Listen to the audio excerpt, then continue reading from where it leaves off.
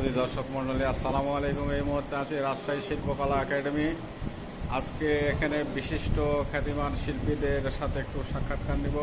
আমার সামনে দাঁড়িয়ে আছে একজন বিখ্যাত শিল্পী, তার সঙ্গে কথা বলবো। আপু, আসসালামু আলাইকুম। ওয়ালাইকুম আসসালাম। কেমন আছেন আপু? হ্যাঁ, আলহামদুলিল্লাহ ভালো। আজকে এখানে কি অভিনয় করছেন?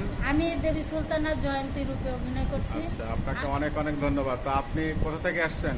আমার বাসা নাটোরে। আচ্ছা আমার নাম চম্পা। আচ্ছা আমার বাবার নাম নারায়ণচন্দ্র গোস্বামী। আমরা আদি শিল্পীর ঘরেরই, আচ্ছা আচ্ছা কিন্তু যাত্রা উৎসব তো এখন আর নেই সেরকম। তা আমাদের একটাই দাবি যে আমাদের যাত্রার পারমিশন যাতে দেয়, আমরা জি, জি। যাতে ঠিকভাবে এর উপরে তো আমাদের জীবন নির্বিকা করে আর কি। এখন ব্যক্তিগতভাবে কি করছেন আপনি বাসাতে? ব্যক্তিগতভাবে কিছুই করতেছি না, একবার গৃহিণী হয়ে বসে হ্যাঁ, আছেন। এখন এরকমই আমাদের জীবনযাপন করা লাগতেছে। এটা একটা ছাত্রের করুণ কথা। পারমিশন না থাকাতে। একজন শিল্পীর মনের বেদনা প্রকাশ করছেন।